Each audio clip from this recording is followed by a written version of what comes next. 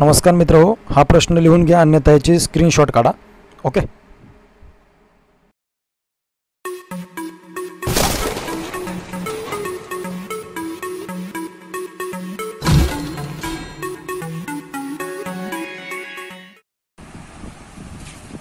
नमस्कार विद्यार्थी मित्रांनो, मी प्राध्यापक संतोष गायकवाड, कर्तव्य कॉमर्स क्लासेस सुद्धा. आपण प्रकरण पहिलं अकाउंटचं अंतिम खाते त्यामध्ये उदाहरण चालू केलेले आहेत. आपलं एक उदाहरण शिकवणं झालेलं आहे. आपण दुसरं उदाहरण या ठिकाणी चालू करणार आहात. तर मित्रो, आपण आज शिल्पा आणि कॅटरीना यांचं जे गणित नंबर 2 आहे ते आज सोडवणार आहात.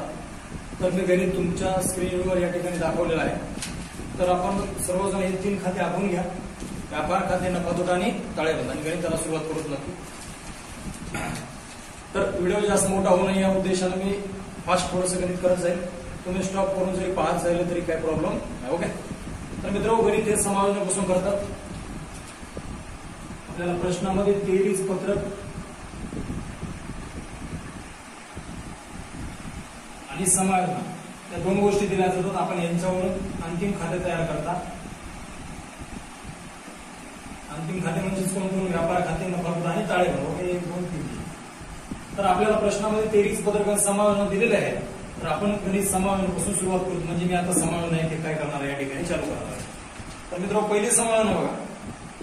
तुम्हाला लिहून दिलेला असेल प्रश्न, तुमच्या स्क्रीनवर दिलेला लिहून घ्या प्रश्न आणि नंतर व्हिडिओ पहा. समायोजन नंबर 1 आहे: 31 मार्च 2019 रोजी शिल्लक असलेल्या मालाचे मूल्य 58,000 आहे. 31 मार्च 2019 रोजी शिल्लक मालाचे किती आहे? 58,000. आता लक्षात ठेवा, 31 मार्च 2019 म्हणजे याचा अर्थ मार्च म्हणलं आपलं आर्थिक वर्ष सुरू होते 1 एप्रिलला आणि संपते कधी? 31 मार्चला. म्हणजे याचा अर्थ 31 मार्च म्हणजे वर्षाच्या शेवटचा दिवस संपायचा. शेवटच्या दिवशीचा माल म्हणजे काय म्हणायचं आपण याला? सवर्ण स्कंद. आपण याला काय म्हणू शकता? सवर्ण स्कंद. तुम्हाला मी सवर्ण स्कंदाची व्याख्या दिलेली आहे. वर्षाच्या शेवटी शिल्लक राहिलेला माल म्हणजेच कोण होय? सवर्ण स्कंद. तर हे शिल्लक राहिलेला माल आहे आणि कधीचा आहे? तर वर्षाच्या शेवटचा आहे. वर्षाच्या जर सुरुवातीचा असता तर त्याला आपण प्रारंभन स्कंद म्हणतात. पण हे वर्षाच्या शेवटचा आहे त्याला आपण सवर्ण स्कंद म्हणतात. म्हणजे सवर्ण स्कंद किती आहे मित्र? 58,000. तर मागच्या गणितात तुम्हाला माहित आहे आपण सवर्ण स्कंदाची समायोजन बघितली होती. आणि सवर्ण स्कंद कोणत्या ठिकाणी घेतलं जातं? 2 ठिकाणी. कारण प्रत्येक समायोजन किती वेळेस घेतली जाते? 2 वेळेस. तुम्हाला मी समायोजनाचे पेज दिलेले आहे त्याच्यामध्ये बघा, सवर्ण स्कंद 2 ठिकाणी घेतात. एक म्हणजे कुठं? व्यापार खात्याच्या जमाला आणि दुसरं कुठं? ताळेबंदाच्या संपत्तीला. तर आपण दोन्ही ठिकाणी घेऊया. पहिले काय? व्यापार खात्याच्या जमा.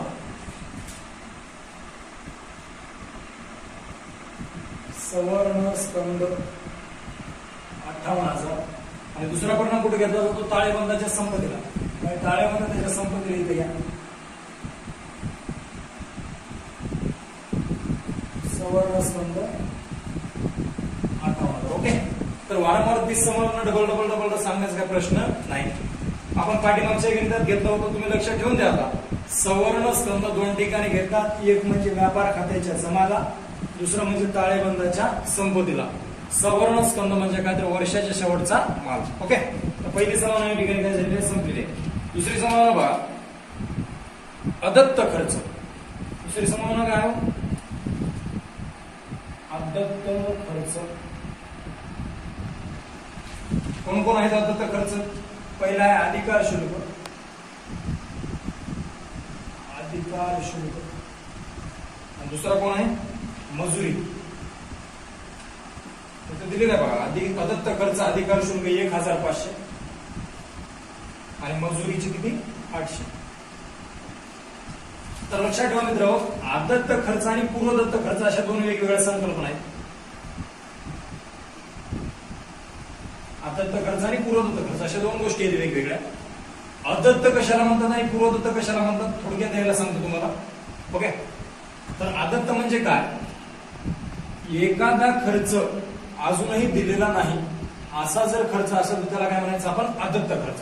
ओके. समजा 2019चा खर्च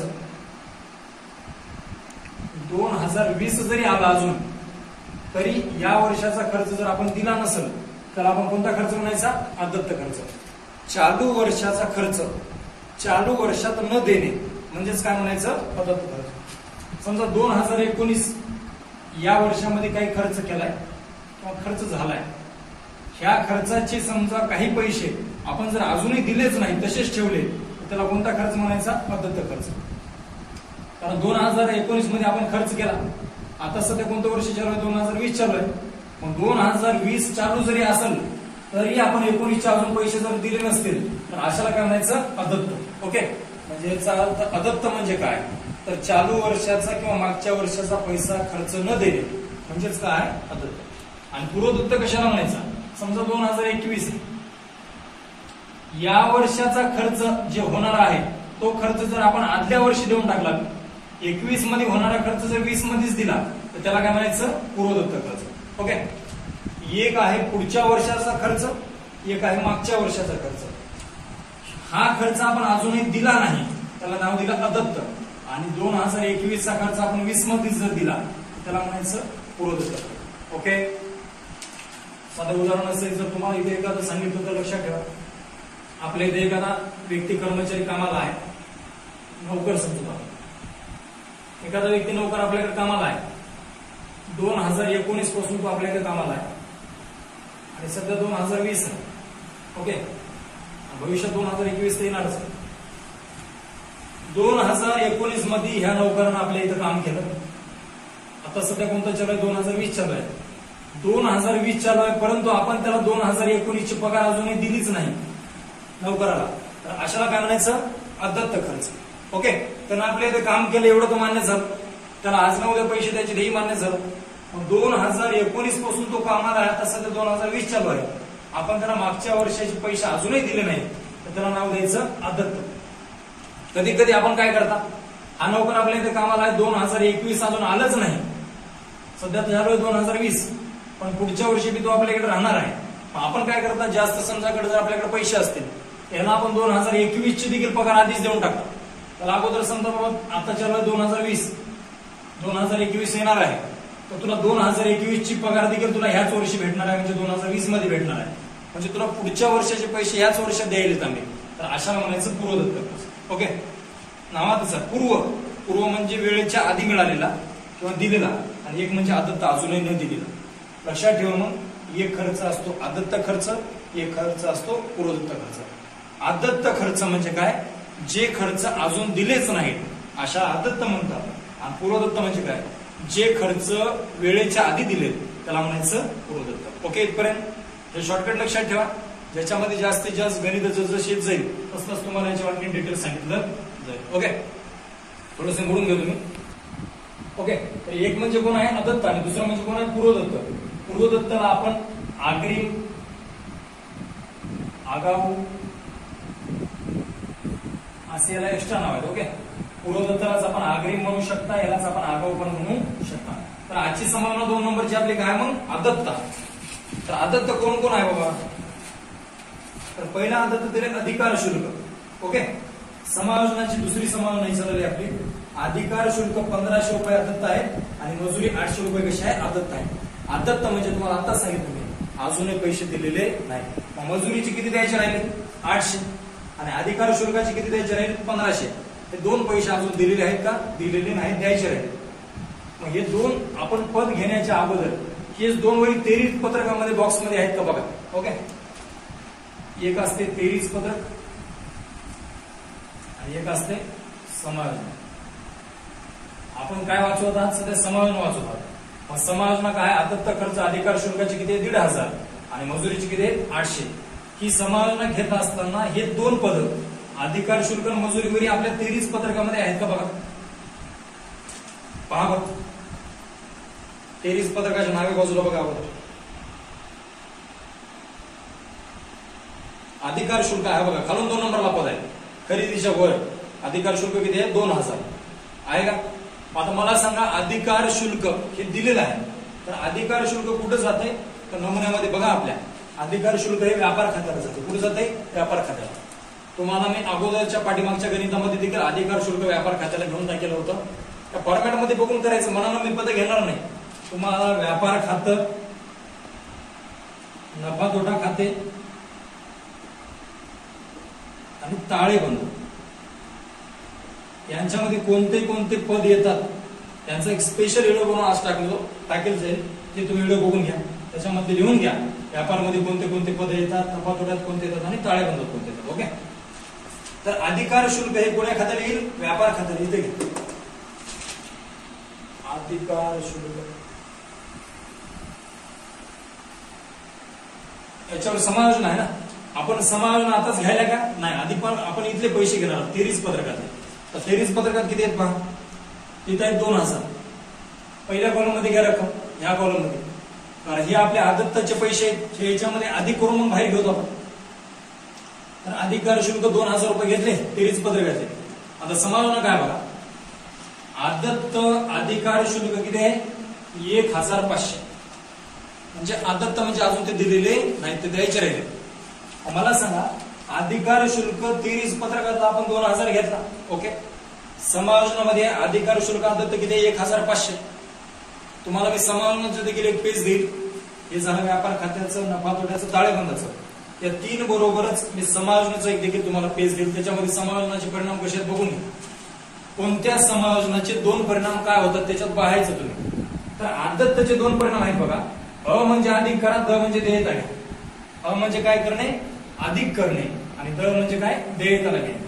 तर आदत्तचे 2 परिणाम आहेत. एक तर अधिक करा, दुसरं म्हणजे काय करा? देयता. देयता बाजूला घ्या. ओके. अधिक करा, देयता बाजूला घ्या. जर कोणी बी आदत्त असेल तर आदत्त जे आहे त्याच्यामध्ये पहिल्यांदा काय करायचं? अधिक करायचं. मला सांगा, आज समायोजनात आदत्त कोण आहे? अधिकार शुल्क आहे. आपण अगोदर 23 पत्रकामधला अधिकार शुल्क 2000 रुपये घेतलेला आहे. आता समायोजनामध्ये अधिकार शुल्क किती आहे? 1500 रुपये. तो 1500 काय करा म्हणे? अधिक करा. मग ह्या 2000 मध्ये म्हणजे समायोजनाच्या 2000 मध्ये हे 23 पत्रकाच्या 2000 मध्ये समायोजनातील 1500 काय करा? अधिक करा. अधिक आदत्त खर्च 1500. तर बाहेर किती आले? 3500. ओके. पहा लक्षात आहे, 23 पत्रकामध्ये आदत्त अधिकार शुल्क होता. आपण इथला अधिकार शुल्क आपण 2000 रुपये अगोदर घेतला, मान्य झाले. नंतर समायोजना वाचली. समायोजनामध्ये नाव दिलं होतं आदत्त खर्च अधिकार शुल्क 1500 रुपये. म्हणजे अधिकार शुल्काचे 1500 रुपये कसे आहेत? आदत्त. अजून राहिलेत समायोजनातले 1500 रुपये आपण काय करणार? अधिक करणार होता. मग या 23 पत्रकातल्या 2000 मध्ये इथले 1500 रुपये आपण अधिक केले, तर झाले किती? 3500. ओके. मग लक्षात ठेवा, 23 पत्रकातले पैसे वेगळे असतात, समायोजनातले पैसे वेगळे असतात. म्हणजे 23 पत्रकाच्या पैशांमध्ये समायोजनातले पैसे काय केले जातात? अधिक केले जातात. काय? जर आदत्त असतील तर. ओके. आदत्त जर कोणी असेल तर हे आदत्तचं काम काय करायचं? 23 पत्रकाच्या पैशांमध्ये समायोजनाचे पैसे काय करायचे? ऍड करायचे, म्हणजे अधिक करायचे. आपण केले का? मग 23 पत्रकाचे किती होते? 2. समायोजनाचे किती होते? 1.5. या 2 मध्ये 1.5 आपण अधिक केले तर टोटल किती झाले? 2.5. अधिक करा म्हणलं होतं आपण, अधिक केलं. त्याच्यानंतर पुढे सांगितलं बघा, देयता बाजूला घ्या. म्हणजे हेच 1500 रुपये आपण अधिक केले की एकदा प्रत्येक समायोजनाचे किती परिणाम होतात? 2. आपण एक परिणाम काय केला? अधिक केला. अधिक करा, झाला अधिक.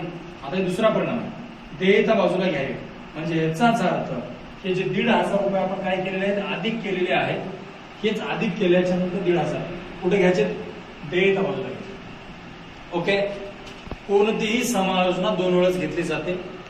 जसं सवर्ण स्कंद व्यापार खात्याच्या जमाला, ताळेबंदाच्या संपत्तीला आपण घेतली, त्याचे 2 केले. तसे ह्या आदत्त खर्चाचे देखील आपल्याला किती परिणाम करायचे? 2च. मग एक म्हणजे काय करा? अधिक करा.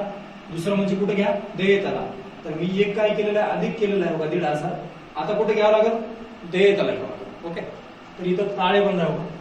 तर ताळेबंदाची इथं देयता बाजू आहे, तिथे देयताला घेऊन टाका. आदत्त खर्च नाव टाका जसं आहे तसं, त्याला डॅश मारून टाका. पहिला कोण आदत्त नाव? अधिकार शुल्क. अधिकार शुल्क किती आदत आहे 1,500. पहिल्या कॉलम मध्ये घ्या, कारण मजुरीची काय आदत आहे, ती दोन्हीची बेरीज बाहेर होतात. ओके, तर लक्षात ठेवा आदतचे दोन परिणाम कसे केले जातात. आदत्त म्हणजे काय, अजूनही पैसे दिलेले नाही. तर आदत्त कोण आहे, अधिकार शुल्क 1,500 रुपये. अजून मजुरी आपण चालूच केली नाही. ओके, अधिकार शुल्क किती आहे 1,500. पहिलं काम काय केलं मी, 23 पत्रकामध्ये अधिकार शुल्क हे पद आहे का बघितलं. 23 पत्रकामध्ये होतं 2,000 रुपये, अगोदर इथलेच घेतले. अधिकार शुल्क कोण्या खात्याला येते, व्यापार खात्याला, ती घेतं. 23 पत्रकातले 2,000 अगोदर घेतले. समायोजना होती, तिथे दिली समायोजना, 1,500 रुपये आदत आहेत. इथे आहेत आदतचे दोन परिणाम. पहिलं म्हणते अधिक करा, मी 1,500 रुपये अधिक केले, टोटल बाहेर झाले 3.5. आणि दुसऱ्यांदा सांगते ताळेबंदाचे कुठे घेत, देयता बाजूला. मग हेच 1,500 ताळेबंदाचे देयताला घ्या, म्हणजे तिथे ताळेबंदाचे कुठे घेतले, देयता या ठिकाणी. ओके, म्हणजे याचा अर्थ अधिकार शुल्क जे आदत्त होता 1,500 ते झालं. आता तुम्हाला पहा आदत्त अजून कोण आहे, मजुरी आहे. त्याचं देखील सेम तसंच करायचं. मजुरी 800 रुपये आदत आहे. किती रुपये आदत आहे, 800. तर लक्षात ठेवा आपल्याला मी तुम्हाला एकच सांगायचं, समायोजना वेगळ्या आणि वरी पद असतात ती वेगळी. समायोजना काय, आता मजुरीचे 800 रुपये कसे आहेत, आदत आहे. मग समायोजना बघितली, पण हीच मजुरी वरी 23 पत्रकामध्ये आहे का बघा, बॉक्समध्ये.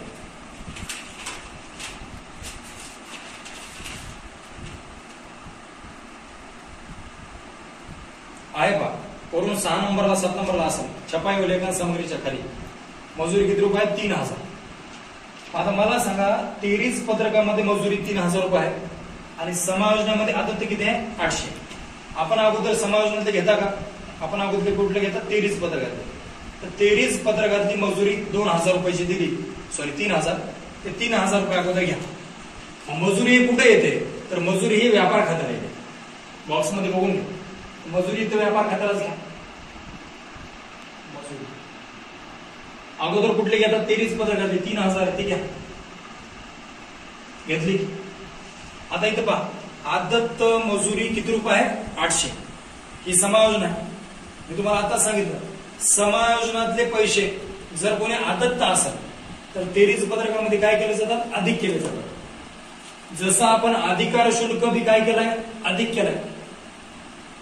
अगोदर अधिकार शुल्क कुठला घेतला, 23 पत्रकाचा 2,000 आणि समायोजनामध्ये 1,500, त्याच्यात काय करते, अधिक. सेम त्याच पद्धतीने अगोदर मजुरीतले 3,000 रुपये 23 पत्रकातले घेतले. आता समायोजनामध्ये आदत्त मजुरी किती आहे, 800. समायोजनातले काय करा, अधिक करा. आदत्त मजुरी 800 काय किती झाली, 3,800. ओके, इथपर्यंत काय अडचण आहे का. तुम्हाला असंही सांगते समायोजनातले पैसे घेण्याच्या अगोदर 23 पत्रकातले घ्या. 23 पत्रकामध्ये काय दोन्ही गोष्टी आहेत, अधिकार शुल्क बी मजुरी बी. मग अगोदर 23 पत्रकातला अधिकार शुल्क घेतला आपण 2,000. ओके, त्यानंतर मजुरी देखील 23 पत्रकातली किती घेतली, 3,000. हे जे दोन पैसे आहेत हे कुठले आहेत, 23 पत्रकातले. हे दोन्ही बी घेतले का, घेतले. 23 पत्रकात झाल्याच्या नंतर कुठले घ्यावं लागतात, समायोजनातले. मग समायोजनातले किती रुपये आहेत, त्याचे 1,500 आहेत, त्याचे 800 आहेत. ह्याचे 1,500 त्याच्यातच अधिक करा आणि ह्याचे 800 मजुरीचे आहेत ते मजुरीतच अधिक करा. ओके, इथपर्यंत. अधिकार शुल्काचे 1,500 होते, ह्याच्यात अधिक केले, बाहेर 3,500 आले. आणि ह्याचे मजुरीचे 800 रुपये होते, त्याच्यात अधिक केले, बाहेर किती आले, 3,800. अधिक करा म्हणलं होतं, अधिक केलं. ओके, त्याच्यानंतर त्यांना सांगितलं ताळेबंदाचे कुठे घ्या, देयता बाजूला घ्या. म्हणजे ह्याचे जे 1,500 अधिक केले ते बी देयताला घ्यायचे आणि ह्याचे जे 800 रुपये अधिक केले ते बी कुठे घ्यायचे, देयताला. मग मी ह्याचे 1,500 रुपये ताळेबंदाचे देयताला आणलेले आहेत, पण आता ह्याचेच फक्त 800 रुपये कुठे आणावे लागतील, तिथे देयताला आणावे लागतील. मजुरीची किती येतो, 800. म्हणजे ह्याचे झाले 1,500, ह्याचे 800, दोन्हीची किती झाले, 2,000. कळालं. म्हणून लक्षात ठेवा एका समायोजनाचे किती परिणाम होतात, 2 परिणाम होतात. आजची समायोजना होती अधिकार शुल्काचे 1,500 रुपये आणि मजुरीचे 800 रुपये कसे आहेत, आदत्त आहेत. मग अगोदर हे अधिकार शुल्क आणि मजुरी हे दोन्ही गोष्टी मी 23 पत्रकातल्या घेतल्या. हे नाही तेरीस पत्रकात याच्यावर समायोजनातले पैसे त्याच्यात ऍड केले, याचे 1,500 याचे 800 अधिक करून बाहेर घेतले. समायोजनाचे दोन परिणाम होणार आहेत. एकदा अधिक करा म्हणलं अधिक केलं, तुम्हाला देयताला घ्या म्हणलं, मग हे 1,500 आणि हे 800 रुपये जे अधिक केले होते ते दोन्ही कुठं आणले? देयताला आणले. ओके, काय अडचण असेल नंबरवर कॉल करून विचारायचा. व्हिडिओ 2 वेळेस बघत जा, लगेच गणित कळेल. काय अडचण आहे कोणाला? समायोजन किती झाले? 2. समायोजन तिसरी पहा, हे मोडतो 1 मिनिट. ओके, तर समायोजन 2 झाले आपल्या. आता समायोजन 3 नंबरची काय बघा. कर्मचाऱ्यांना अग्रिम दिलेले वेतन रुपये किती आहे? 2,000. कोणाला? समायोजन लिहिले. कर्मचाऱ्यांना अग्रिम दिलेले वेतन किती आहे? 2,000.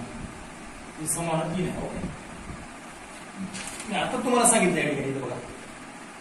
अदत्त म्हणजे काय?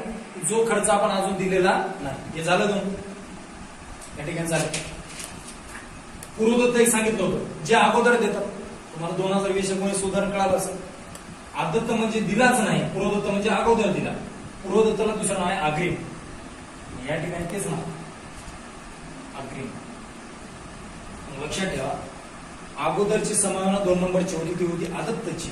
तर ही 3 नंबरची जी आहे ती कोण आहे? पूर्वदत्तची. कर्मचाऱ्यांना अग्रिम, अग्रिम म्हणजे आगाव दिलेलं वेतन किती रुपये? 2,000. वेतन म्हणजेच पगार. म्हणजे आपण कर्मचाऱ्यांना आगाऊ 2,000 रुपये काय दिलेले आहे? पगार. मी तुम्हाला आता सांगितलं तसं. म्हणजे याचा अर्थ कर्मचाऱ्याला 2,000 रुपये आगाऊ दिले आपण. आगाऊ दिले म्हणजे ते काय अदत्त होऊ शकत नाही. त्याला काय म्हणायचं? पूर्वदत्त, म्हणजे वेळेच्या आधी दिले. आता मला तुम्ही सांगा, कर्मचाऱ्यांना जर 2,000 रुपये तुम्ही जर आगाऊ दिल्या, त्याला जर आपण काय म्हणून? अग्रिम म्हणून, आगाव किंवा पूर्वदत्त असे म्हणतात. तर ही समायोजन आहे. तर पहिल्यांदा कोण आगाऊ दिले बाबा? वेतन, त्याला आपण पगार म्हणतात. तर ही समायोजन आहे. तर समायोजनातले पैसे घेण्याच्या अगोदर 23 पत्रकात वेतन किंवा पगार आहे का बघा. 23 पत्रकामध्ये वेतन किंवा पगार हे पद आहे का बघा. आहे बघा, मजुरीच्या खालीच आहे 5,000 रुपये वेतन. ठीक आहे, तर 5,000 रुपये वेतन दिलेलं आहे. तर वेतन हे अगोदर कुठलं घ्यायचं? 23 पत्रकातलं, मग समायोजन घ्यायचं. तर 23 पत्रकातलं 5,000 रुपये वेतन जे आहे 23 पत्रकात किती आहे? 5. तर 5,000 रुपये 23 पत्रकातले पगार व्यापार खात्याला येईल, नफा तोटायला येईल की ताळे बंधायला येईल, त्या 3 मध्ये बघून सांग. तर हे सरळ सरळ कोण्या खात्याला येते? नफा तोटायला येईल. बॉक्स मध्ये बघा, पद बघायचं कुठं बंद चालले. हे नफा तोटायला येते, इथे घ्या वेतन. अगोदर 23 पत्रकातले घ्यायचे, तिथे किती आहेत? 5. ठीक आहे, ते पहा. कर्मचाऱ्यांना अग्रिम म्हणजेच आगाऊ, त्यालाच आपण पूर्वदत्त म्हणतो. पूर्वदत्त पगार किंवा वेतन किती दिली? 2,000. जर अदत्त असेल तर आपण आताच काय केलं होतं? अदत्त म्हणजे काय करा? अधिक करा आणि कुठे घ्या?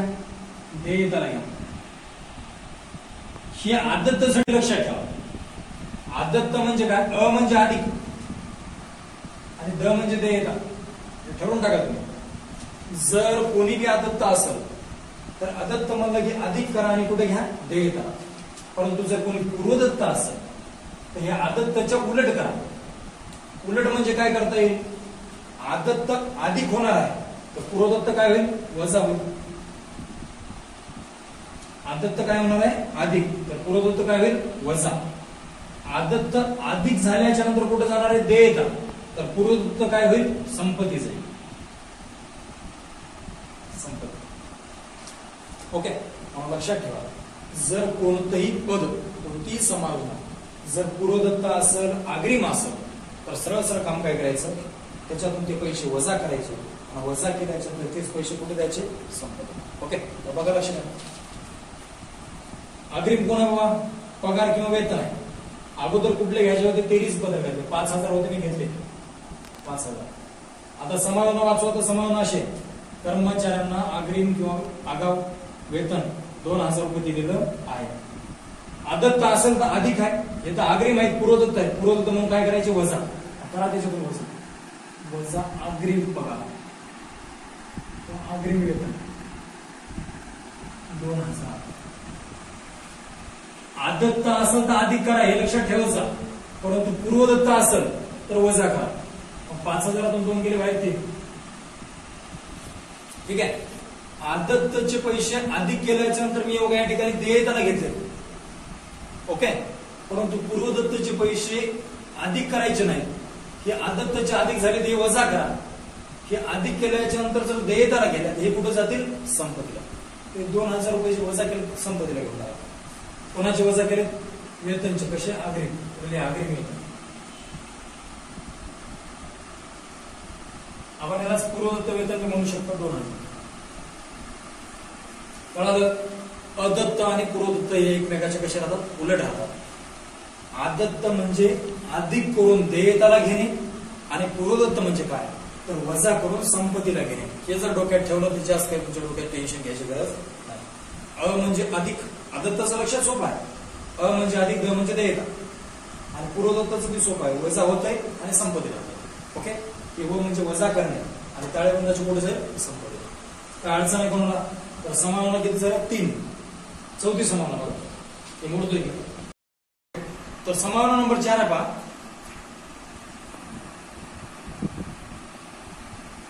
ऋणकोवर 1,000 बुडीत कर्ज आपले करून त्या दिवशी तुम्हाला आपले किती अर्थ वजा करण्यात होतो. ठिकाणी झालं म्हणजे अशाच पद्धतीची समावना झालेली होती. ऋणकोवर रुपये 1,000 बुडीत कर्ज आपले करून 3% प्रमाणे बुडीतवर संशयित कर्ज निर्माण हे समाधान आहे. ओके. मला ते थोडं सांगायचं. समायोजना घेत असताना 23 पत्रकाचे पद घेत चालायचं. आता समायोजना बघितली काय? ऋणकोवर. कोणावर म्हणते? ऋणकोवर. मग समायोजना जर ऋणकोवर आहे तर समायोजनाच्या आधी बघायचं ऋणको हे पद आपल्या 23 पत्रकात आहे का? ऋणको. तर आपल्याला बुडीत कर्ज कोणातून काढायचे? ऋणकोवर काढायचे. तर ही समायोजना आहे. तर 23 पत्रकामध्ये ऋणको हे पद आहे का? बघा. आय वरून 3 नंबरला उपस्कराच्या खाली ऋणको 40,000 विविध ऋणको म्हणतात त्याला. मला सांगा ऋणको हे 23 पत्रकामध्ये आहे. तर हे जे ऋणको पद आहे ते व्यापार खात्याला जाईल, नफा तोट्याला जाईल की ताळेबंदाला जाईल? बॉक्समध्ये बघा, कोणत्या किलीपैकी नमुन्यात जाईल बघा फॉर्मॅटमध्ये. तर ऋणको हे कुठे जाते? संपत्ती. इकडे घ्या ऋणको. विविध ऋणको समायोजना म्हणून रक्कम पहिल्या कॉलममध्ये घ्यायचं. जर समायोजन नसेल तर डायरेक्ट रक्कम इथे घ्यायचं आणि जर समायोजन असेल तर रक्कम ह्या कॉलमला घ्यायचं. ठीक आहे. ऋणकोची किंमत 40,000 घेतली. बघा समायोजना काय. ऋणको रुपये 1,000 बुडीत कर्ज आपलेकीत करा. आपलेकीत करणं म्हणजे वजा करणं. म्हणजे ऋणको मधून 1,000 रुपये बुडीत कर्ज काय करायचं? वजा करा. तिथून वजा बुडीत कर्ज किती सांगितले? 1,000. 1,000 वजा करा. 40 मधून 1 वजा करा. खाली सांगा 39. ओके. ऋणको रुपये 1,000 बुडीत कर्ज आपलेकीत करून बुडीत कर्ज 1,000 झाले. त्याच्या पुढे काय सांगितलं बघा. आपलेकीत करून 3% प्रमाणे बुडीत व संशयित कर्ज निधी. आपण याला सकनी पण म्हणतात. त्या दिवशी सांगितलं सकनी उरलेल्या पैशावर काढतात. ओके. 3% प्रमाणे सकनी काय करा? निर्माण करा. मला सांगा ऋणकोची टोटल किंमत किती आहे? 40. त्याच्यातून आपण 1,000 रुपये काय केलं? बुडीत कर्ज वजा केलं. त्यानंतर आपल्याला काय सांगितलं बाबा? 3% प्रमाणे काय करा? सकनी निर्माण करा. मला तुम्ही सांगा सकनी म्हणजे संशयित कर्ज निधी. बरं आपण सकनी हे उरलेल्या पैशावर काढतात. टोटल होते 40. एक गेले 39. तर 39,000 वर 3% काढा. तुम्हाला तो सूत्र माहित. किंमत गुणिले दर भागिले 100. किंमत समजायची 39 उरलेले पैसे गुणिले 3% भागिले 100%ला 100%. हे 2 कटले, हे 2 कटले, एकची किंमत नाही. गुणाकार करून घ्या. 3 0 0 3 27 7 हाचे 2 3 3 9 9 2 11. 1170 येते का बघा तुमच्या हिसाबात. तर 1,170 जे आलं तर आपण काय नाव द्यायचं? सकनी. त्यालाच म्हणायचं संशयित कर्ज निधी. लक्षात ठेवा, ऋणकोमधून सकनी असो की बुडीत कर्ज असो, बुडीत म्हणजे हे पैसे बुडाले आणि संशयित कर्ज निधी म्हणजे काय, तर आपल्याला संशय येत आहे हे पैसे बुडतील की नाही बुडतील, परंतु ते बुडतील म्हणून आपण काय करतात, ते बी वजाच करतात. मग लक्षात ठेवा, ऋणकोतून 1000 रुपये बुडालेत आणि 3% म्हणजे 1170 रुपये बुडतील असा काय संशय, ते पण वजा करा. वजा करा, वजा नाव सकनी. ओके, किती 1170 वजा करून बाहेर 0 धातून 7 गेली 3 दोरले 9 मधून गेला दोरले 8 मधून गेला 7 37,830 रुपये. ओके, तर लक्षात ठेवा मित्र, आपण बुडीत कर्ज 1000 रुपये वजा केलं आणि सकनी किती वजा केली, 1170. तुम्हाला एवढं मी त्या दिवशी सांगितलं होतं, या ठिकाणांमधून वजा झालेले दोन्ही पैसे हे सरळ नफा तोट्याच्या पुढे येतात नावेला. मग ऋणकोमधून आपण बुडीत कर्ज किती वजा केले, 1000 आणि सकनी किती वजा केली, 1170. हे दोन्ही ते वजा केलेले कुठं आणावं लागते, नफा तोट्याच्या नावेला. या ठिकाणी इथे घ्या बुडीत कर्ज. हे घेत असताना तुम्हाला एक सिरियल मी सांगितलं होतं कशा पद्धतीने घ्यायचं. हे 23 पत्रक असते, याच्या नावे साईड आहे जमा साईड आणि समायोजन आहेत आपण घ्यायला. समायोजनामध्ये बुडीत कर्ज बी असते आणि सकनी पण असतो. ओके, मी तुम्हाला सांगितलं कशा पद्धतीने बुडीत कर्ज त्या ठिकाणी इकडे घ्यायचं. तर इथं घेत असताना एक स्टेप लक्षात ठेवा, सगळ्यात महत्वाचं असते ते म्हणजे काय, तर अगोदर घ्यायचं 23 पत्रकाच्या नावेचं बुडीत कर्ज. इथं हे घेतल्याच्या नंतर समायोजनाचे दोन्ही याच्यामध्ये काय करून टाकायचे, ऍड करून टाकायचे, अधिक करून टाकायचे. ठीक आहे, आणि दोन्ही अधिक केल्याच्या नंतर त्यांची जी काही बेरीज येईल त्या बेरजेमधून जमाचं सकनी काय करून टाकायचा, वजा. ठरलंय, पाठीमागचं गणित आपण बघितलेलं आहे. पण डोक्यात ठेवा, बुडीत कर्ज घेत असताना अगोदर 23 पत्रकाच्या नावेचं घ्यावं. ते नावेचं घेतल्याच्या नंतर समायोजनाचे दोन्ही त्याच्यामध्ये काय करतात, अधिक करतात. त्या तिघांची जी काही बेरीज होईल त्या बेरजेतून जमाचं काय करतात, वजा करतात. प्रश्न. ओके, तर आज बघा नावेला बुडीत कर्ज दिले प्रश्न, पण 23 पत्रकात बघा अगोदर ते वजा केलेलं तिकडे घेणारच आहोत. दिलं बघा 5 नंबरला दिले, स्कंदाच्या खाली बुडीत कर्ज 400 रुपये म्हणून दिलं. त्याला नाव द्या जुने बुडीत कर्ज.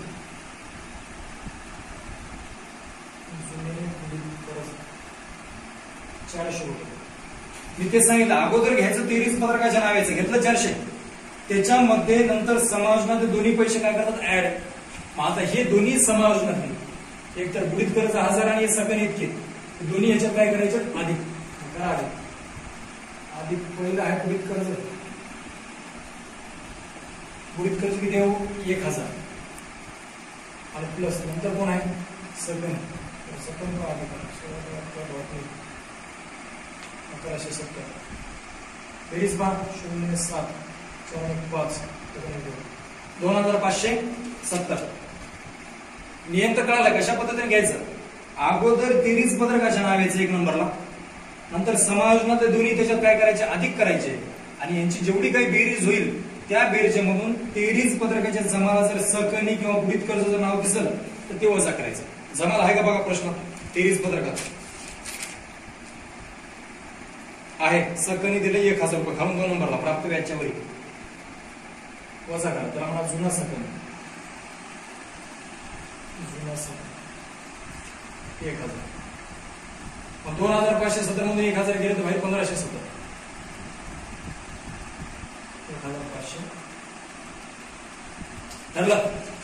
23 पत्रकाच्या नावेला एक असते, जमाला एक असते. अगोदर घ्यायचं नावेचं, त्याला नाव द्यायचं जुनं, नंतर हे दोन्ही बी त्याच्यावर काय करायचं, ऍड करायचं, नंतर वजा करायचं जमाचं, त्याला नाव द्यायचं जुनं. पण 23 पत्रकात जे असतात ते असतात जुने. ठीक आहे, ही समावना कळाली असं आणि ते कळायलाच पाहिजे. ठीक आहे, समावना शेवटचे आहे ते समावना बघा लास्ट, हे मोडतो. ओके ओके, तर शेवटचे आणि 5वी समावना बघा. जमीन व इमारतीवर वार्षिक 5% आणि उपस्तरावर वार्षिक 10% दर आणि घसारा आकार. ओके, तर लक्षात ठेवा जमीन इमारतीवर एक नोंद आहे आणि दुसरं कोणावर नोंद आहे? उपस्करावर. तर जमीन इमारत ही एक पद वेगळं आहे आणि उपस्कर एक दोन गोष्टी. त्या दोन जणांवर वार्षिक एकावर किती टक्के 5 आणि दुसऱ्यावर किती टक्के 10% आहे. काय करायचं म्हणजे घसारा आकार. ही काय समायोजन. हे तिरीच पत्रक समजूत आपण. ठीक आहे, लक्षात ठेवा समायोजना ज्या पदावर असते ते पद अगोदर बघायचं तिरीच पत्रकात आहे का. असेल तर अगोदर ते पद घ्यायचं. पद घेणं झाल्याच्या नंतर मग समायोजन घ्यायचे. ओके, तर समायोजन कोणावर आहे? जमीन व इमारतीवर किती टक्के? 5% आणि उपस्करावर किती टक्के? 10%. काय करा? घसारा. म्हणजे समायोजन आहे तर हे तिरीच पत्रक दोन्ही पद आहेत का बघा. जमीन इमारत बी आहे का बघा, उपस्कर बी आहे का बघा. आहेत बघा. पहिले 2 नंबरलाच पद आहेत. पहिले 1 नंबरला 2 नंबरला. पहिला आहे जमीन इमारत 37,800 आणि त्याच्या खाली उपस्कर आहे 17,250. जमीन इमारत आणि उपस्कर म्हणजे फर्निचर. मग आपली जमीन, आपली इमारत असेल किंवा आपलं उपस्कर किंवा आपलं फर्निचर असेल या सगळ्या गोष्टी आपल्या कोणा असतात? संपत्ती असतात. ओके, मग ताळेबंदाच्या पुढे जातात संपत्तीला. तर पहिला आपण घेऊ जमीन इमारत. संपत्तीला घ्या जमीन व इमारत. त्याची किंमत किती आहे बघा? 37,800. समायोजन आहे मग पहिल्या कॉलममध्ये रक्कम घ्या. सर समायोजन नसते तर डायरेक्ट बाहेर 37,800 घेतलं. नंतर कोणा उपस्कर त्याचे पैसे घेऊन टाका. एक वेळ सोडायला होतं घसारा काढण्यासाठी. उपस्कर त्याची किती रक्कम आहे? 17,250. चला, जमीन इमारत घेतलं, उपस्कर हे दोन्ही पद घेतले. हे दोन्ही कुठले घेतले? तिरीच पद घेतले. आता हे समायोजन हे काय बघा. जमीन व इमारतीवर 5% आणि उपस्करावर किती टक्के? 10%. काय करा? घसारा. सूत्र तर माहित झाले तुम्हाला घसारा काढण्याचं. किंमत गुणिले दर भागिले 100. चला पहिले जमीन इमारतीवर काढू. किंमत आहे जमीन इमारतीची 37,800. 37,800 ची किंमत आहे गुणिले किती टक्के काढायचे? 5%. 5% भागिले 100%. हे दोन कटले, हे दोन कटले, एकची ती किंमत नाही. गुणाकार करा. 45 ला 0 आचार्य 4 7 35 39 9 आचार्य 3 5 3 15 3 18 1890 देते का? पाहतो करून बघा. हे कोणावर झालं? जमिनीवर. ओके, आता कोणावर काढायचं? उपस्करावर.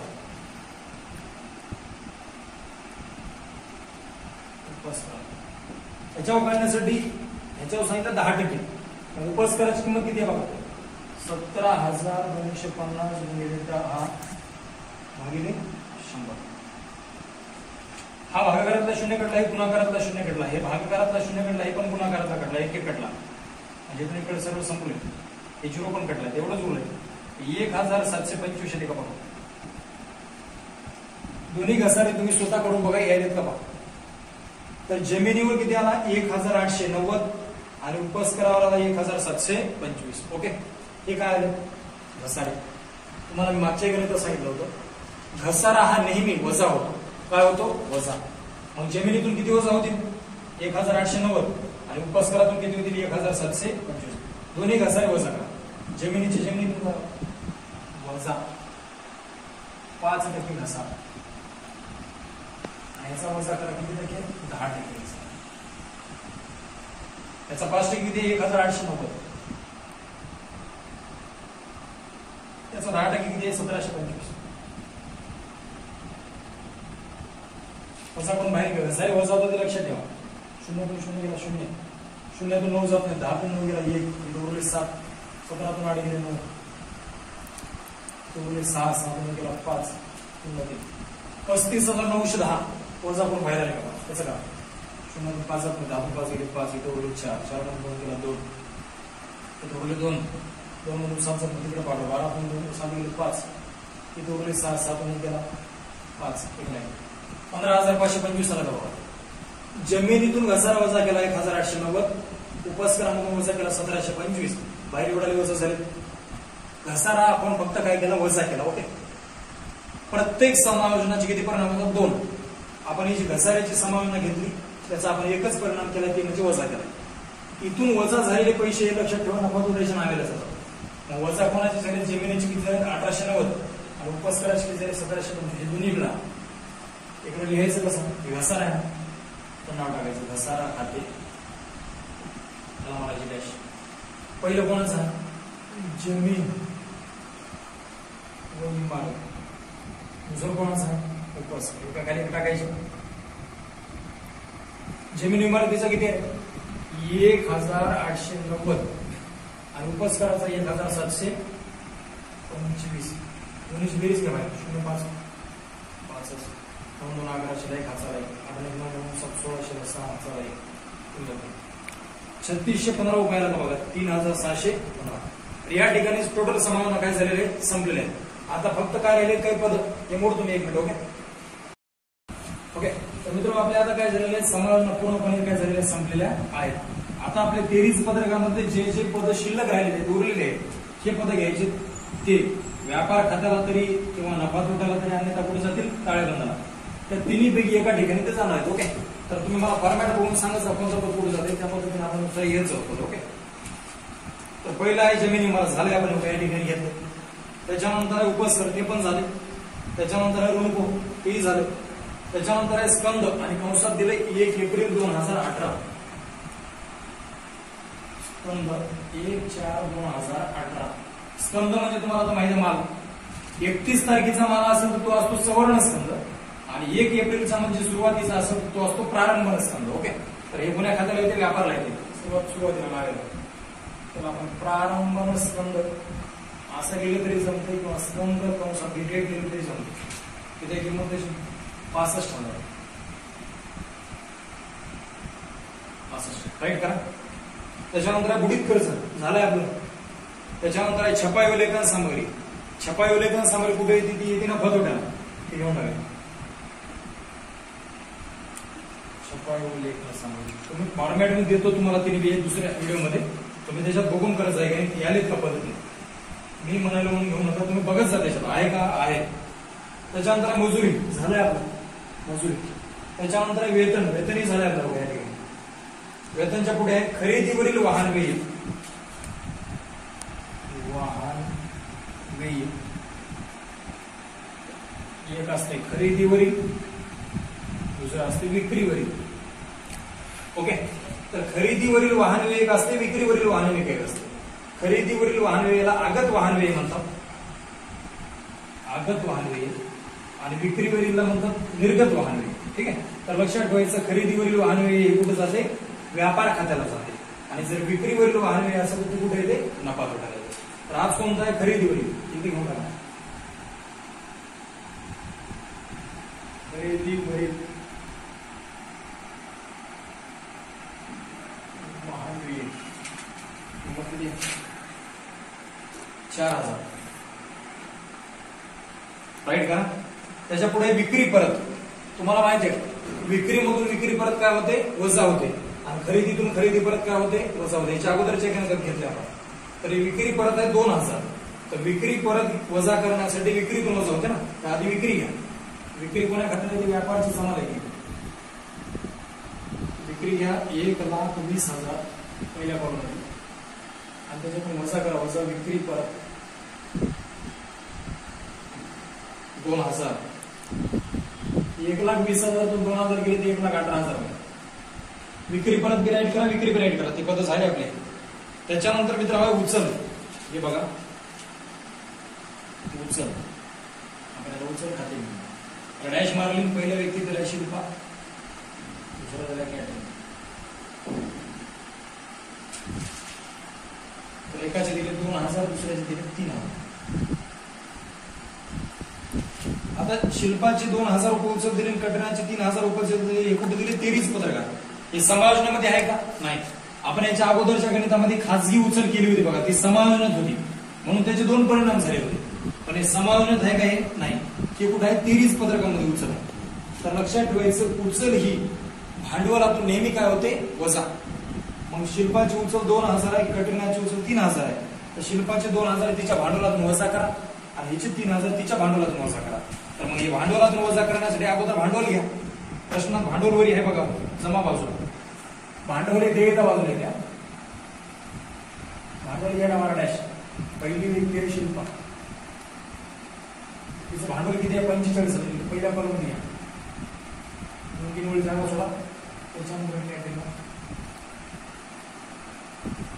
तिचं पण भांडवल किती आहे 45,000.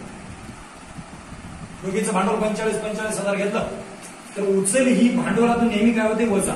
शिल्पाची उचल 2,000 आहे, याची 3,000 आहे, याचे 2,000 वजा करा, वजा उचल 2,000 याची 3,000 2,000 45 मधून 2 गेली तर 43 ठेवा, आणि 45 मधून 3 गेले खाली 43 ठेवा. इथंच ठेवायचे का, कारण ह्या इथं झालेला आपल्याला नफा किंवा तोटा आपण इथं काय करता अधिक करता. ओके, मग बाहेर तर उचल बी राईट करा, झालंय आपलं, आणि भांडवल बी राईट करा, भांडवल बी आपलं झालं. नेक्स्ट कसर. मी तुम्हाला त्या दिवशी सांगितलं होतं नावेची कसर नफा तोट्याच्या नावेला येते, आणि प्रश्नामध्ये जर जमाला कसर असेल तर नफा तोट्याची कुठे जाते जमाला. तर या नावेला कसर आहे तर नावेच्या नावेला येते कसर 2,030 रुपये. कसर राईट. मला नेक्स्ट आहे शाहरुखला अग्रिम. शाहरुखला अग्रिम तुम्हाला मी आधीच सांगितलं होतं अग्रिम म्हणजे पूर्वदत्त. याच्या अगोदर समाधान घेताना सांगितलं अदत्त पूर्वदत्त असतात. अग्रिम म्हणजे काय पूर्वदत्त. तर शाहरुखला अग्रिम म्हणजे शाहरुखला आपण कसे दिले आगाऊ दिले. किती रुपये आगाऊ दिले बघा 10,000 रुपये आगाऊ दिले. जर अग्रिम नावाची समायोजन असते पूर्वदत्त तर आपण तिचे किती परिणाम केले असतात 2. पण हे फक्त तिरीज पत्रकात आहे, म्हणजे तिरीज पत्रकात आल्यावर किती परिणाम होतो एकच होतो. तर हे लक्षात ठेवायचं अग्रिम म्हणलं की पूर्वदत्त असते, आणि कोणतेही पूर्वदत्त कुठे जाते संपत्तीला. तिकडे संपत्तीला गेले. शाहरुखला अग्रिम 10,000 अदत्त असं तर देयताला घेतलं असतं, पूर्वदत्त आहे तर संपत्तीला. समायोजन असं तर 2 परिणाम केले असते, तिरीज पत्रकात आहे म्हणून एकच परिणाम झाला. राईट करा. नेक्स्ट हस्तस्थ रोख आहे, आणि त्याच्या खाली बँकेतील रोख. म्हणजे हस्तस्थ म्हणजे आपल्या हातात असलेले पैसे नगदी, आणि बँकेतील रोख म्हणजे आपल्या खात्यामध्ये असलेला पैसा नगदी. ओके, त्या दोन्ही संपत्ती असतात. कोणताही रोख पैसा आपली संपत्ती असते म्हणून ते संपत्तीला घ्या. हस्तस्थ रोख ही संपत्तीलाच घ्या. हस्तस्थ रोख बँकेतील रोख म्हणजे संपत्तीलाच घ्या.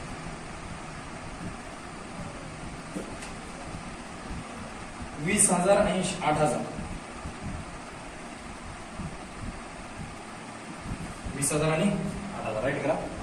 त्याच्या पुढे मित्र व्याज. मी लक्षात ठेवायचे 4 पद लक्षात ठेवा. एक आहे नावे, दुसरा आहे जमा. व्याज, कमिशन, कसर आणि भाडे.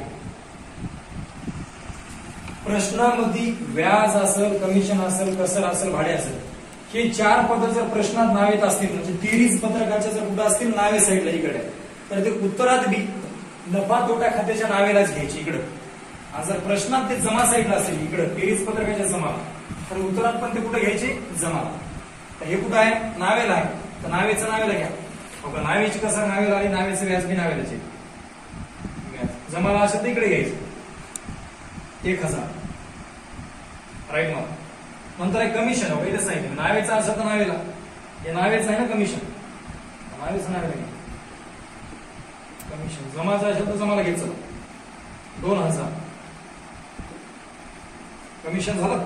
त्याच्या पुढे अधिकार शुल्क ते झालंय आपल्याला इथे घेतलं अधिकार शुल्क.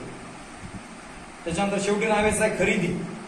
तुम्हाला मी व्याख्या सांगितली होती खरेदी आणि विक्रीच्या खात्यात येते, त्याला कोणतं खातं म्हणतात व्यापार. जशी इकडे विक्री आली तशी इकडे खरेदी, खरेदी इकडे. जसं विक्रीमधून विक्री परत वजा झाली तसं खरेदीतून खरेदी परत वजा होती.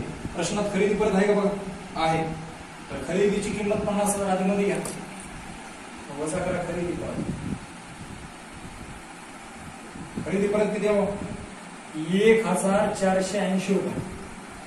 वजा करून बाहेर बघा 0 धातून वाढ गेले तर 9 ते 4 गेले 5 9 ते गेले 8 48,520 या पद्धतीनुसार आले का बघा. प्रश्नातले नावे बाजूची पद काय झाली पूर्णपणे संपले. आता प्रश्नातले जमाचे बघा. भांडवल झालंय आपलं, विक्री झालंय आपलं, देय विपत्र. मी तुम्हाला त्या दिवशी मी सांगितलं होतं विपत्रांचे किती प्रकार असतात, तो 2 विपत्र 2 असतात. एक असते देय, दुसरं असते प्राप्त. प्राप्त विपत्र संपत्तीला येते, देय विपत्र देयताला येते. हे कोणतं आहे? देय विपत्र आहे, देयताला येते. देय विपत्र 17,500 किंमत. देय विपत्र झालं. नंतर आहे अधिकोष रोख किंवा अधिकोष अधिविकर्ष. काय? अधिकोष अधिविकर्ष. बघा थोडस अधिकोष अधिविकर्ष.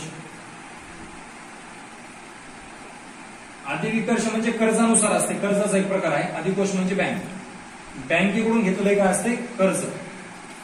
त्याच्या खाली एक पद आहे बघा, बँक कर्ज. बँक कर्ज आणि अधिकोष अधिविकर्ष दोन्ही सारखेच असतात. दोन्ही पैसे आपण बँकेतून काय करतात? कर्जच म्हणून घेतात. फक्त ही अल्प कालावधीसाठी घेतात आणि ही दीर्घ काळासाठी घेतात. हे अल्प कालासाठी घेतात म्हणून त्याचं नाव आहे अधिविकर्ष, आणि दीर्घ काळासाठी घेतात म्हणून त्याला म्हणायचं कर्ज. कर्ज ही दीर्घ काळासाठी असते आणि अधिविकर्ष हे अल्प काळासाठी असते. दोन्ही कुठून घेतात? आपण बँकेकडून. म्हणून अधिकोष अधिविकर्ष बी आणि बँक कर्ज हे दोन्ही कुठे येतात? देयताला. का देयताला? कारण बँकेचं कर्ज असो तर कोणाचंही कर्ज असो, आज ना उद्या ते आपल्याला वापस देणंच असते, म्हणून ती आपली कोण आहे? देयता. दोन्ही तिकडे घेतात. अधिकोष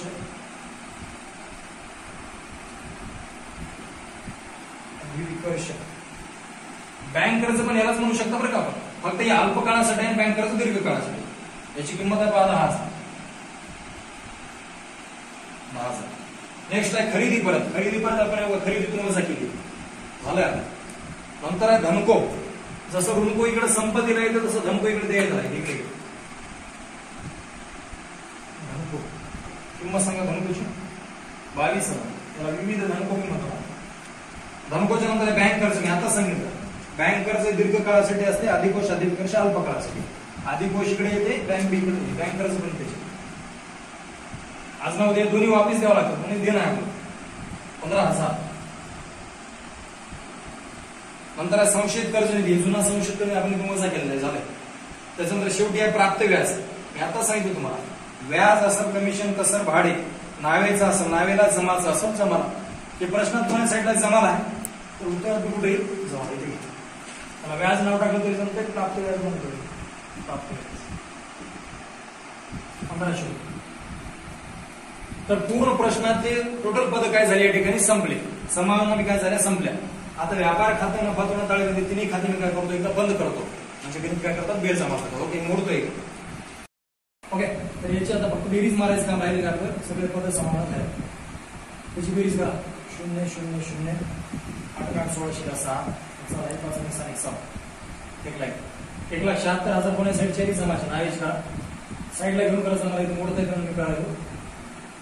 2 2 5 8 5 13 5 8 8 8 चालू आहे. 5 1 6 6 3 9 2 3 12 12 16 16 8 24 24 4 8 2 6 8 4 12 1,24,820. मग जमाची किती? 1,76,000. 1,76,000 मधून नावेची बेरीज कमी करून टाका. 0 10 8 गेले, 10 2 गेले 8, इथे उरलं 9 8 गेले, इथे उरले 5 5 4 गेले, 7 2 गेले 5, 1 गेले 0. 51,180. 51,180 कोणा साईडला कमी आहेत मित्रांनो? नावे तिकडे देऊन टाका. मोडतो बेरीज करण्याची काही गरज नसते नावेची. ओके, 51,180. तर ह्या बेरीजमध्ये एवढे टाकले तिकडे बेरीज उडची 1,76,000. कळालं? याला नाव द्यायचं ढोबळ नफा. व्यापार खात्यावर कोणता नफा येतो? ढोबळ नफा. पण हा आलेला नफा कोण्या खात्याला जाणार? नफा तोट्याला. कंसात लिहा, नफा तोटा खात्याला स्थलांतरित.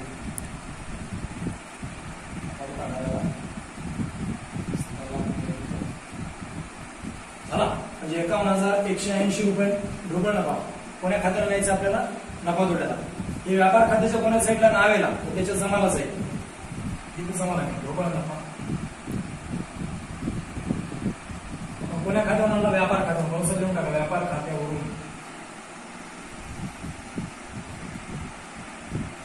बांधलं 51,180. जसं व्यापार खातं बंद झालं तसं नफा तोटा खातं बंद करा. त्याची समाची बेरीज करा. 0 8 0 8 1 5 6 1 1 2 5 ला 5 52,680 पुणे साईडचे समाज नावेच करा. 5 7 1 8 8 3 11 11 हातचा 1 5 1 6 6 6 12 12 2 हातचा 3 4 4 1 5 5 3 8 8 4 12 12 14 14 15 15 17 17 17 17,215 पुणे साईडच्या नावेची मग समाजची जास्त ह्याच्या तुम्ही बसायला 52,680 मायनस 17,215. ओके 7 5 गेले 5 1 7 7 मध्ये गेला 6 7 2 गेले 4 इथे 2 2 7 12 7 गेले 5 1 4 4 मध्ये गेले 15,465. एवढी बेरीज झालेली आहे. एवढा फरक आलेला आहे. मग समाजच्या बेरीजतून नावीची काढली एवढा फरक आला एवढे लिहून टाकायची इकडे कमी तिकडे बेरीजची काही गरज नाही म्हणजे मोठी काढली. 35,465 जमाच्यातून नावीची बेरीज काढली आलेला फरक इथे लिहिला. आता एवढी दोन्हीची बेरीज केली तितकीची 52,680. जसं इथं नाव दिलं ढोबळ नफा तसं याला नाव द्यायचं शुद्ध नफा. शुद्ध नफा जसं इथे दिलं नफा तोटा खात्याला असताना हे ह्या खात्यावर कोणा खात्याला जाणार आहे इथं भांडवल खात्याला जाणार आहे. पण सध्या भांडवल खात्याला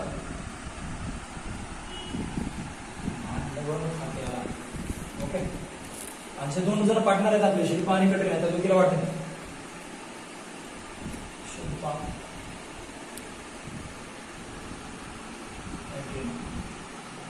35,465 रुपये दोघीला अर्धा दोन टाका म्हणजे भागले 2 का 2 1 रुपये 2 1 रुपये 3 2 2 गेला उरला झाले 15 20 14 15 14 गेला किती तुला झाले 14 20 14 बेत्रिक 6 2 रुपये 2 4 5 पैकी 4 गेला उरला 1 इथे त्या दशांश इथे झाले 10 2 रुपये 25 म्हणजे पहिलीला आलं 17,732 रुपये 50 पैसे दुसरीला आलं तेवढंच. या दोघीचं 50 पैशाचं 1 रुपया बनवा आणि या दोन्हीपैकी एक जण टाका म्हणजे इथं ठेवणार. हिची 32चे किती होती 33 रुपये होती. त्या दोन्हीची बेरीज करा एवढीच येते का बघा. पहिले येईल 17,733 दुसरीला जाईल 17,732. दोघीला वाटणी आली. हे दोन्हीची वाटणी दोघी शुद्ध नफा या दोघीला वाटून द्या तिथं अधिक करा. अधिक शुद्ध नफा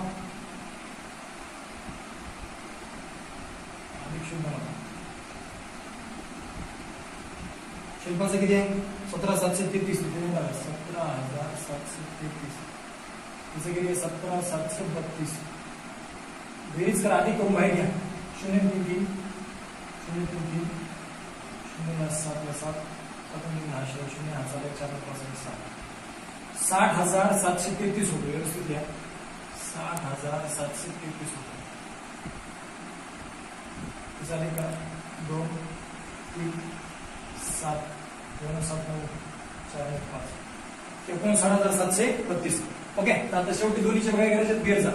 जर बेर झाले तर गणित आलं आणि गणित आपलं काय झालं म्हणायचं कुठेतरी चुकलं. ओके बेरीज करून बघा 3 2 5 3 3 3 6 6 6 7 7 7 14 14 3 17 17 5 22 22 2 8 9 2 11 11 2 13 13 7 20 20 22 22 5 27 27 7 8 2 6 2 8 8 5 13 13 14 14 15 15 2 17 17 आणि 18 18 1,87,265 तिकडे गेला 5 3 3 4 4 9 6 6 6 8 8 8 9 17 17 22 22 2 8 2 8 2 10 2 2 12 12 7 19 19 5 24 24 5 29 29 29 8 37 37 7 3 3 5 8 8 3 11 11 3 14 14 15 15 16 16 18 18 1,87,265 1,87,265. ओके. बेरीज या ठिकाणी काय झालेल्या आहेत मित्रो. असंच एक पद्धतीचं गणित मी तुमच्या स्क्रीनवर या ठिकाणी पाठवत आहे.